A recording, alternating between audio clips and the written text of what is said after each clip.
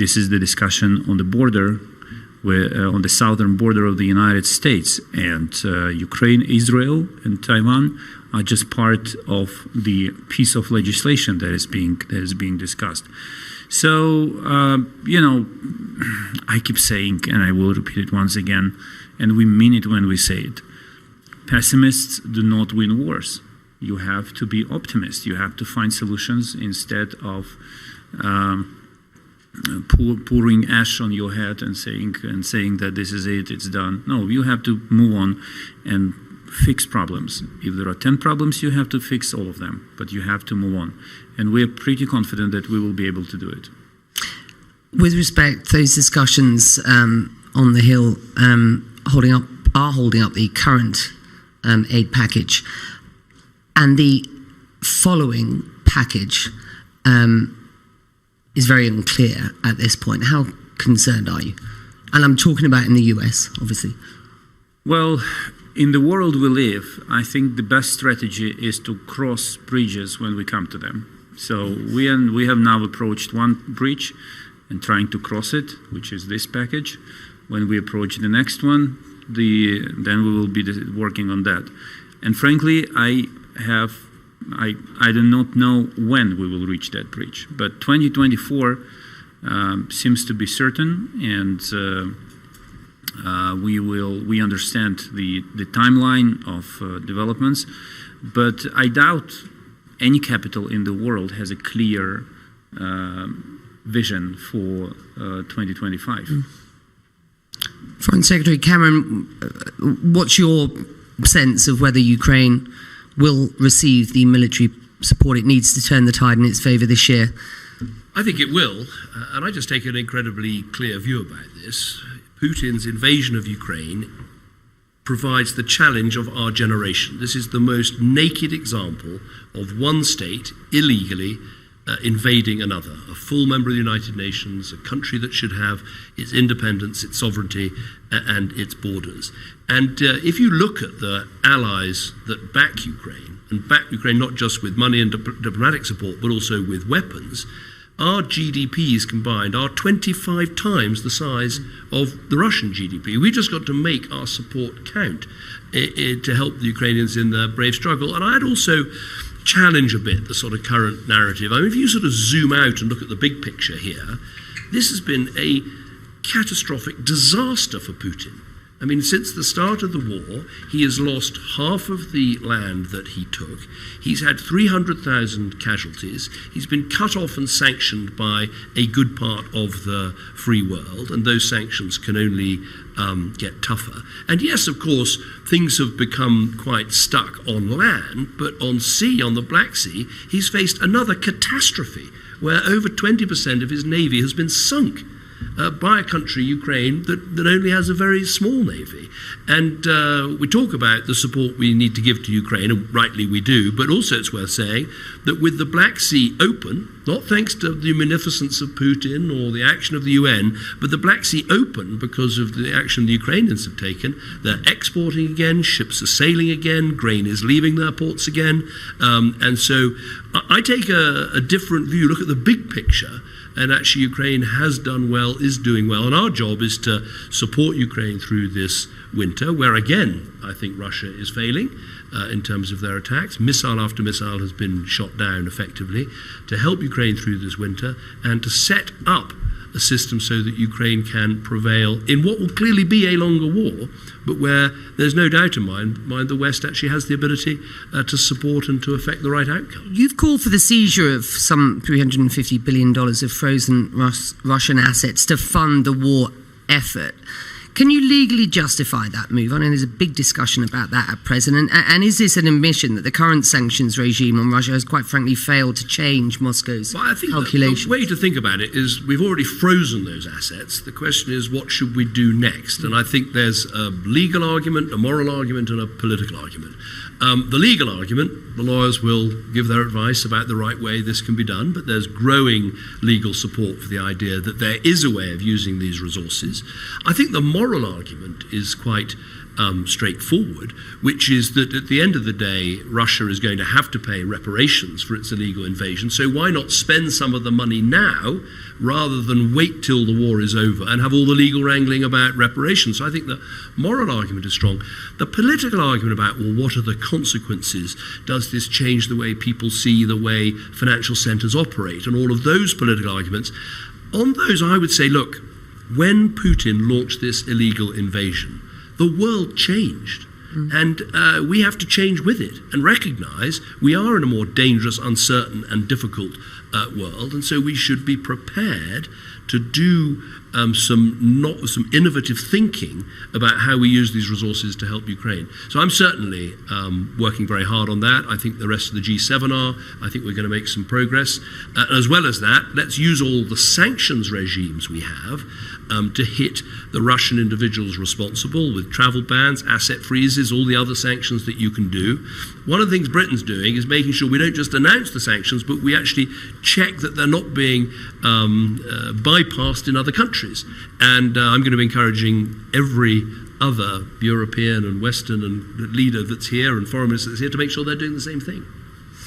Thank you. Foreign Minister Kuleba, on the eve of this forum, your government launched a new peace initiative, bringing together 80-odd delegations. Well, certainly it was part of an initiative that has been ongoing. I think this is the fourth meeting that's been held. Notably, a lot more from the Global South were in attendance amongst those 80. China didn't participate. Of course, Russia wasn't there. As talks with Russia have been declared illegal by President Zelensky, given these significant and worrying current narrative about whether or not there will be as much, if any, support for Ukraine, particularly out of the US, going forward, how long do you think you have to end this war, and what are the prospects of peace at this point from Ukraine's perspective? Can you share more detail on what that peace proposal looks like? Well, less than a year ago, the first meeting of national security advisors on Ukraine's peace formula took place in Copenhagen, Denmark, and it brought together 15 participants. The fourth meeting brought together 83. And in the meantime, a lot of things happened in the world. And we heard so many discussions about destruction, about fatigue, about the different kind of defeatist voices. But we see that the actual dynamics in engaging countries from all over the world into the Ukrainian plan is very positive. And I think we are setting a precedent here where the terms of peace are being defined by a country whose peace was broken by an invader. It's not the invader who imposes his peace terms on the victim. It's not the third party that is proposing a compromise solution in a form of peace terms. It's us, the country that is fighting back, that defines the rules of peace. And I think it's quite a remarkable moment in human history, in the history of wars and diplomacy. And there are 10-point plans, and by the way, 10 points in this plan. And by the way, one of them is accountability. And accountability implies the tribunal and paying for the damage inflicted. And And the most important part of this peace plan is, of course, restoring territorial integrity of Ukraine. So when we hear arguments coming from some experts or thinkers that maybe it's worth freezing the conflict, our response is, we need frozen assets, not frozen conflict. This is the way forward. This is the way forward to send a clear message to everyone in the world that if you dare to break rules, you're going to pay. If we don't send that message, if we don't make it very clear, the number of conflicts, interstate conflicts and tensions across the globe will be growing. And I think and the price of fixing them will be much higher than the price of helping Ukraine. And I think this is one of the motivations that brings all these countries at the table, because they realize the consequences of not participating in an effort to restore peace on just terms. The next step will be summit, and President Zelensky agreed with President of Switzerland to begin working on organizing the first summit here in Switzerland, actually. And there is a lot of diplomatic work. We will be coordinating with the United Kingdom, and I guess David and I will be working a lot on making it success, because this success is important not just for peace in Ukraine, but for global peace. David? I think that's right. I mean, you get peace through being strong. I think that it's always worth remaking the point that when Ukraine had its referendum in 1991, every single part of Ukraine, including Crimea, including the Donbass, voted to be independent, to be one Ukraine. And I think the job of allies is to back Ukraine in this struggle and to allow them to work out the agenda for when they want to do more work on peace and settlements and all the rest of it. I sometimes say to other foreign ministers, if you say let's support Ukraine and also let's promote a new peace process, you won't get either of those things. If you support Ukraine, you may well get the second thing. But that's what we need to do now. And as I say, I think that I think we should think about the next year as one in which Ukraine, with this support, can actually grow stronger economically, diplomatically, militarily. That should be the aim, and that will make peace more likely. I think that is the way to think about it. And as Dmytro says, this is not just about Ukraine's security. This is fundamentally about European security, but also about American security too.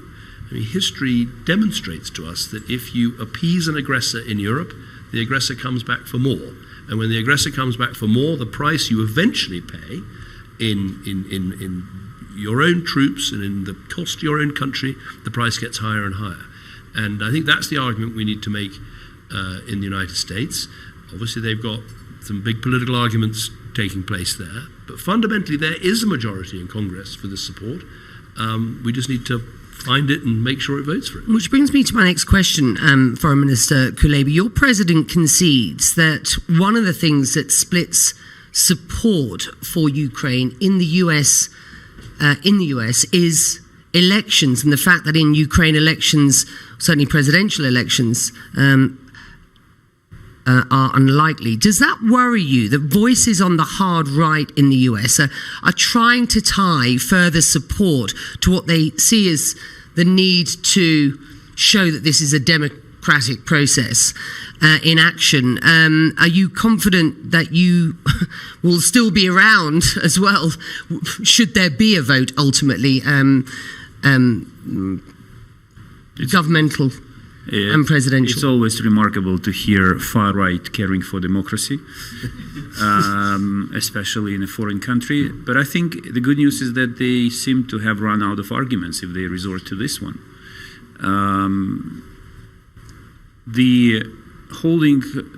Ukraine is a democracy. I'll tell you more. Ukraine would not survive if it was not a democracy. It's our democratic nature and the way our country is organized that helped us to repel the aggression, the Russian invasion, and save the state. We are a democracy. We will remain a democracy. We have pretty strict rules in the Constitution on holding elections during the wartime. We have a wartime reality. For example, as foreign minister, I'm in charge of the vote abroad. And depending on whose data you find credible, from 5 to 10 million Ukrainians who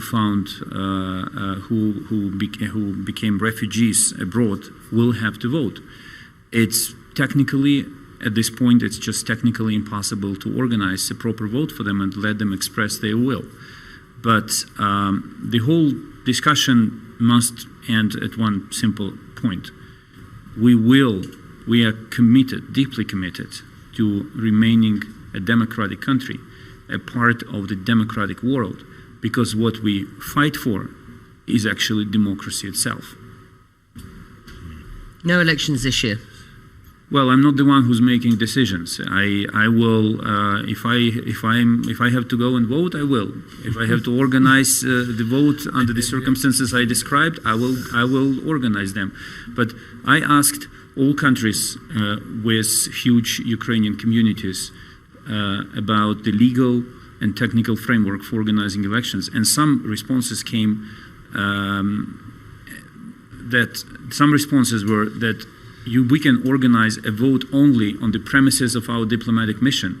How can you have hundreds, thousands of people make them vote in one premise? I also have a feeling that the very same people who are complaining about this point, if elections were held with all the difficulties of getting people to vote in parts of Ukraine that are occupied by Russian soldiers, they'd be the first to complain that these elections aren't accurate, are not proper, are not fair. I mean, the only thing I'd say is someone who's led a country is recently I saw someone said, well, President Zelensky, his approval rating has slipped from 90% to 80%. I used to dream of 80%. So, I mean, what you said, one of the first things I did as Foreign Secretary was to go and visit Kyiv and Odessa. And one of the things that most strikes you is the incredible unity of purpose of the Ukrainian people. I mean, actually, Putin, not only has he united the Ukrainian people as perhaps never before, he's also united NATO as never before. I mean, he's worried about the expansion of NATO. He has caused Sweden and Finland, two countries. Sweden, by the way, has just announced it's doubling its defence budget. Two highly capable countries joining NATO and making it stronger. Ukraine, clearly at the top of your box. It was your first trip out of the gate as soon as you took this job recently. I must ask, because I think it would be remiss of me not to ask, given that we're talking elections, UK likely to go to the polls by the end of the year. You care passionately about Ukraine, and as I say, it's clearly at the top of your box. Do you have any confidence that you will be in place to drive that policy forward come this time next year? Well, we have an election year, and I'm absolutely sort of committed. I didn't join this government simply to be Foreign Secretary. I joined the government because I think we have a highly capable Prime Minister who leads a very strong team that's now got a growing economy that is making, I think, important steps in the world with a vital domestic reform programme. And I think we have every opportunity. So I've been around in politics for a while. I stood in 1997 when we lost an election very badly. This does not feel like that at all. It feels like we've got a very dynamic Prime Minister, a dynamic team with a very clear agenda, and crucially, the right values to help our country in a world that is troubled and difficult and uncertain and dangerous. And I think that core conservative value of security is the one that we need right now. And let's talk about that world, which is increasingly feeling frightening and dangerous. Your Cabinet colleague, Defence Secretary Grant Shapps, this week said, and I quote, "We find ourselves at the dawn of this new era. We've come full circle, moving from a post-war to a pre-war world." And he name-checks China, Russia, Iran, North Korea there. Do you agree with that assessment? And I have to ask, given what is going on in Gaza at present with that conflict and the evidence of spillover, significant spillover at this point, are you concerned that that is a distraction in support for Ukraine? You have called for a sustainable ceasefire, but not an immediate ceasefire. I mean, where do you stand on that? Of course, I mean, it's absolutely right. This is a very dangerous world. Not only have we got the Ukraine illegal invasion, you've got the situation in the Middle East, but more wars taking place in Africa at the moment than we've seen for perhaps 40 years. But turning very directly to your question, look, we want this conflict to end as soon as possible. We don't want it to go on for a moment longer than necessary. And what I said very clearly yesterday, first of all, we need a immediate pause, an immediate humanitarian pause, so that we can get aid in and we can get hostages out. That is absolutely essential. And I think the really important question is there some way of turning that pause into the sustainable ceasefire that we want to see? Because it'd be much better if we didn't, after a pause, return to fighting, return to violence, return to destruction. But in order for that to happen, a number of things would have to happen. We'd have to see Hamas's leadership leaving Gaza. We'd have to see an end to the threat of rocket and terrorist attacks into Israel. We'd have to see a Palestinian Authority, perhaps bolstered with Palestinian expertise from elsewhere, perhaps including Gaza, helping to provide the governance and the services that people need. And of course, as part of that, you're going to need this longer-term horizon for how you see a historic settlement of the conflict between Israel and the Palestinians. But I think that should be the approach we try to take. Let's get this pause in place, get the aid in, get the hostages out, get that hostage negotiation done, and see if we can turn that into the sustainable ceasefire we all need to see. And the reason for using this word sustainable is, look, if you think you can just stop fighting and do nothing else, you'll never get a two-state solution, because you can't have a two-state solution with Hamas in Gaza able to launch rockets and terror attacks. And that's why it's so important that those conditions are put in place. Briefly, how big a distraction does it feel at present, the conflict in the Middle East, to sort of, eye on the ball when it comes to support for Ukraine? Well, we know better than anyone else that every war is a tragedy. And I really find it inappropriate to consider wars taking place in the world through the perspective of destructions. Destructions. So that's just not the way we think about it. When we meet with our partner governments, we feel that they are focused. Here in Davos, everyone is focused. Everyone wants both wars to end and peace to be restored. The world has capacity to handle conflict, numerous conflicts at the same time. We should not create the impression that the world does not have that capacity. And as David rightly mentioned, the combined GDP of the coalition that stands for Ukraine and for the world order is much bigger than Russia and its partners, or those who stand behind Hamas, including Russia. So we do have resources, we do have the capacity, we seem to have the will. What we have to do is to put the will into action. Questions? Yes, sir. Thank you. Thanks. Question for Lord Cameron. When you're having meetings at Davos at the moment and speaking to other world leaders, is what's happening at home with the Rwanda bill an embarrassment to Britain on the world stage? And just secondly, on asset seizures, where are most of the Russian assets frozen currently? And which of our partners do you most have to persuade on the points that you've made? On the second point, on the assets, I mean, we can get you the figures, but there's a substantial amount in the UK, but there's an even bigger amount in Europe, actually specifically in Brussels, because of what's tied up in Euroclear, but we can get you the statistics. And what I'd say... 180 billion. 180 billion. What I'd say is that there's different legal opinions about the best way to do it, but there are lots of legal opinions that it can be done. And so that's the work that's being done. On the first, I would say quite the contrary. I would say, to be frank about this, the problem of illegal migration is a problem every country is having to deal with, particularly countries in the West. And I would say there are, if you like, two sorts of politicians. There are those politicians that realize if you want to deal with this problem, it's absolutely fine to talk about dealing with backlogs of asylum seekers, which we're doing. It's absolutely fine to talk about smashing criminal gangs, which we're doing. It's absolutely fine to talk about the collaboration you're going to have with neighbours and partners, which we are doing. We're even providing the money as well as collaboration.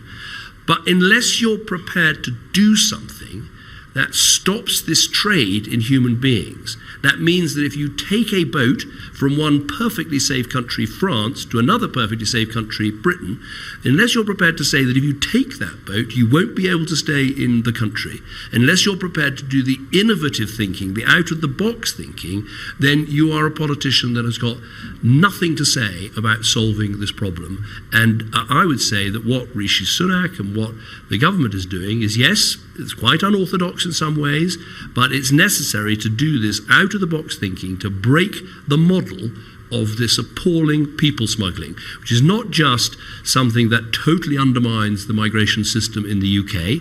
It costs so many people their lives. We've seen this week another 4 people drowning in the freezing cold water of the English Channel on a January night. We've got to stop this. And so I think, as I say, You'll find lots of politicians here who've got lots of things they want to do, but if they're not prepared to stop the boats, if they're not prepared to make sure that people who arrive from a perfectly safe country can't stay, they're not going to solve the problem. And I think there's a growing understanding for that as I talk to leaders from places like Italy and Austria and elsewhere. There's a growing understanding that we have to take some of these novel steps if we really want to stop this trade, and that's exactly what that bill is all about.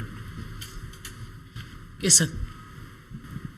A quick question also for Lord Cameron, John Paul Ford Rojas from the Daily Mail. Just on Rwanda again, Paul Kagame said today here at Davos that there are limits for how long this can drag on. So are you worried that unless this is resolved in the UK, that the whole plan may fall apart anyway? Second question also, Lord Cameron, you mentioned the UK economy doing well now. Do you admit that you were wrong back in 2016 to worry as much and warn as much as you did about what would happen to the UK economy after we left Brexit, and hasn't Brexit actually been a big success? First of all, on resolving the situation, look, the Rwanda bill will have its third reading tonight in Parliament. I'm confident it will be passed. We have signed this new treaty with Rwanda, which puts beyond doubt that there are no dangers of asylum seekers being sent back to the country from which they came if they genuinely are asylum seekers, the principle of refoulement. So I think that is important. And also in response to the Supreme Court judgment, there's a huge pack of information that's been published about actually what Rwanda is like as a country in terms of refugees. And I would just point out that Rwanda actually hosts schools that have relocated from Sudan. It hosts people that have relocated from Afghanistan. I think there are over 100,000 people who've claimed asylum who are living and working in Rwanda. But of course we want to see this resolved. That's what the bill, that's what the treaty, that's what the process is all about. As for life post-2016 and more particularly life post-November 2023 when I came into post, I'm very clear that, look, we made a decision as a country through a democratic referendum, which I promised a full 2 years before an election. We held that referendum. We abided by the result of that referendum.